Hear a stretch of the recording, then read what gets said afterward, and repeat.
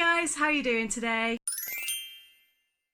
I decided that I would like to do the mid-year Freakout book tag. I discovered it about 2 hours ago and I was like, well, it's July, but it's close enough to mid-year that I think I can still warrant doing it. As with all of my tag videos, I will link the original below, as well as a couple of other people who have already done the tag who I enjoyed to watch. I'll also put a couple of people in that I don't believe have done it yet. Maybe either that or bam, consider yourself tagged. So without further ado, this is my mid-year freakout. Question 1 is, what is your best book that you've read so far in 2019? It's the first book this year that I've rated 5 stars. I would rate it like 5,000 stars if I could. And that book is Sorcery of Thorns by Margaret Rogerson. I tried to keep up with the read along with the Fairy Loot guys and tried to slow down my reading. Didn't work, and I ended up rushing ahead and reading it pretty much all of it in one night and loved it. It's probably going to be one of my all-time favourites now. So that one. Question 2, the best sequel so far. I've only actually read one book so far this year that is a sequel, but the book that I read that was a sequel that I loved was Refuge by Karen Lynch. It was the sequel to Relentless that I have talked about in other videos, and it was just as good, if not actually better than the original. Question 3 is a new release that has come out but I've not had a chance to read yet. For me, that would be Stepsister by Jennifer Donnelly. Essentially, it's the prince marries Cinderella, but it turns out that Cinderella is not in fact Cinderella, but one of her stepsisters who cut off her toes to marry the prince. And apparent from what I've seen, it's quite dark and like mysterious. And it came out in May, but again, because I'm sort of slowly catching up and it only went onto my TBR quite recently, I haven't quite gotten around to it yet, but it will go on my list as being one that I do want to read before the end of the year. Question 4 is the most anticipated release in the second half of 2019. One that really caught my attention is Blood Heir by Amelie Wenzel. I'm so sorry if I said that wrong. It's due out on the 19th of November, and from what I can tell, it's basically a princess whose father's died, but it's not your typical princess kind of story. She has to kind of work with this con man to figure out how to get her throne back and who killed her father. But it then reveals in the synopsis that like she herself may not be what she seems and that she might actually be the deadliest of all of the threats. So I'm really intrigued by that. There's a few others that I'm interested in, but that one kind of immediately stood out. Number 5 is the biggest disappointment so far. This one, I've got a couple of shout-outs and then the actual one. So the shout-outs are The Wind in the Willows by Kenneth Grahame and Uprooted by Naomi Novik. The winner for me had to be Howl's Moving Castle. I was really excited for this. I thought the cover was beautiful. I got super excited as Howl's Moving Castle is probably my second favourite Ghibli movie behind Kiki's Delivery Service.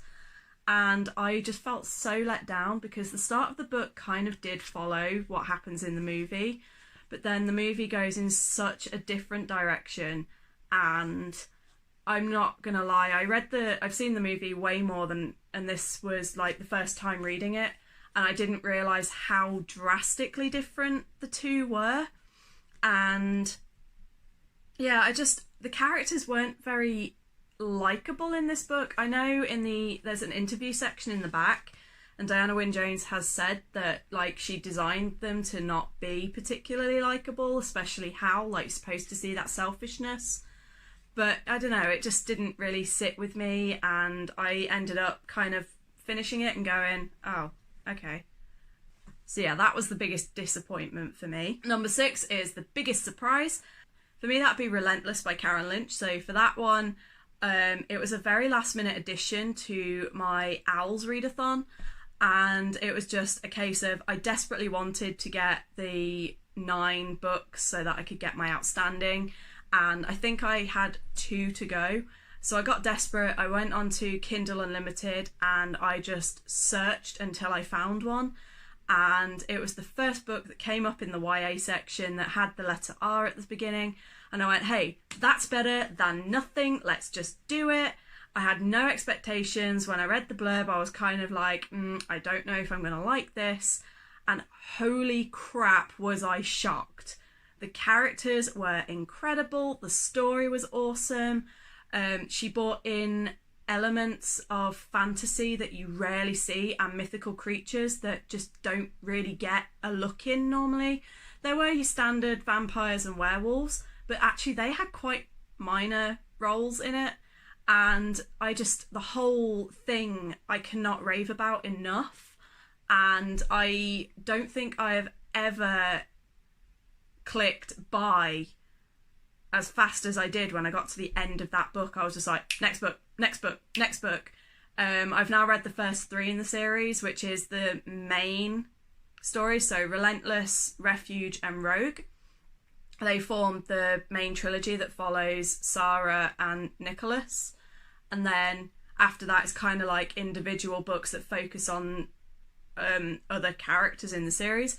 So I'm looking forward to reading those, but definitely Relentless was one hell of a surprise for me and I could not put it down. Number 7 is a new author or a new debut author, an author that is either a debut or new to you that you've loved. I've got to say Margaret Rogerson, because as much as I loved the Relentless series, The Sorcery of Thorns just struck a chord with me and I just was completely captivated from day one. She's definitely one that I cannot wait to read more on, and I'm hoping that I fall as in love with that as I did with Sorcery of Thorns. Number 8 is your newest fictional crush. So I did read this book, I fell in love, and that was the Throne of Glass series. And I'm not gonna lie, I think Selena Sardothian is pretty hot. I didn't want her to be with anybody in the book. I was kind of like, can she just stay awesome please without having to be partnered up with a person? But I did find her really cool and she is definitely up there with my biggest fictional crushes now. The next is number 9, which is your favourite new character. I've got to admit it's Silas. Again, I know I've used Sorcery of Thorns a lot, but literally it's that good. But Silas, so witty, so snarky, so funny, and there's a few scenes that if you've read the book, about halfway through there is a particular scene that had me absolutely giggling like a mad woman, and if you've read the book you probably will know what I mean. And there's a few really classic moments with him, and I couldn't help but think the whole way through that he is Sebastian from Black Butler, and that's one of my all-time favourite animes because of how cool Sebastian is. So I was kind of just like, yay! And he's now definitely one of my all-time favourite characters. Number 10 is a book that made you cry. I've got to say it was The Last Namsara. I do not want to give anything away because it shocked the hell out of me, and that's probably what made me cry. It's because I wasn't expecting it 3/4 of the way through, and I did have to put the book down and I had to kind of just sit there and rub my eyes a little bit because it was a little bit emotional. Number 11 is a book that made you happy. That one for me is Behind the Spotlight by Christina Adams. I really liked it because it's not normally something I would go for because it involved musicians and bands and it was contemporary, and I was like, I don't know if I'm going to like this. And it actually just left me in a really good mood. It was a little bit predictable in parts as to what was going to happen, and there were a couple of moments where you were like, oh my god, can you guys just get over yourselves and get together already? But it just had a really lovely, satisfying ending, and I remember I did keep smiling throughout most of it, so it definitely did give me a really good feel-good feeling and made me very happy. Number 12 is what is the most beautiful book that you've bought or had purchased for you this year? For me, there is a kind of a 3-way tie. On one hand, I have The Cruel Prince by Holly Black. Also, we have The Beholder behind me. This was my very first ever sort of fairy loot crate, anything like that book. It was also my first ever book with sprayed edges. And other than this, I've only ever owned one hardback. And it definitely has changed my mind about hardbacks.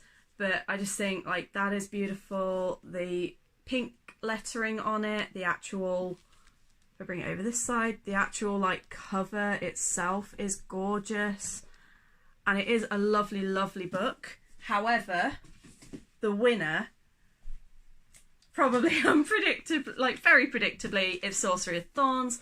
Like I said, it's got this beautiful, beautiful emerald to it. It's got like shimmery sprayed edges, so it's not just regular sprayed, it's actually shimmery. And then under the cover it's emerald with gold lettering, and it's just so pretty. Number 13, what other books do you plan to read before the end of the year? I've got a few key ones, so I've got The Hazelwood just behind me, The Cruel Prince, Daughter of Smoke and Bone by Lanny Taylor. That's one that's been on my TBR for about 3 years now. Darker Shade of Magic by V. Schwab. And then as far as ebooks go, I've got Crown of Midnight, which is the second book in the Throne of Glass series. There's also Six of Crows by Leigh Bardugo, and one that I will be starting tonight, which is Girls of Paper and Fire by Natasha Nagan. Those are all kind of key books that, if nothing else, those are sort of like the 7. Those are the 7 books that, above all else, I want to prioritise and read. And a lot of them are actually going to be in my Harry Potter readathon next month, so I know that at least some of them will get read. And then finally, we have, who is your favourite book community member? I have 2, so I have one that is on like YouTube, and then I have one that kind of is more Instagram and doesn't really do a lot of YouTube stuff. So we have, I'm so sorry if I say this wrong, but we have Secundu Reviews on Instagram, who I love their books and I love their photos, and we've had some pretty interesting conversations, and it's just really nice to get to meet and get to know someone else that's in the book community who also does like the Fairy Loot read-alongs. And there's also Book Roast, who everybody by now knows that I am a huge fan. I love G to bit, so wholesome, and her videos never cease to make me smile. I think I just grin the whole way through. And there's her and JD Ray Reads. Anytime their videos pop up on my feed, I'm just like, doesn't matter what I'm doing, I'm just like, click, and I will watch it. Doesn't matter what I'm doing unless I'm at work. So yeah, those are my favourite book community members. And I'm really hoping to meet more because, like I said, I've only been doing this for about 2 months now, so I'm definitely still a newbie and want to reach out to more people in the community. So if that's you, then hey! But yeah, that is my mid-year freakout. I hope you enjoyed. Let me know if you have shared any of my opinions, and I will see you on the next video. Ciao!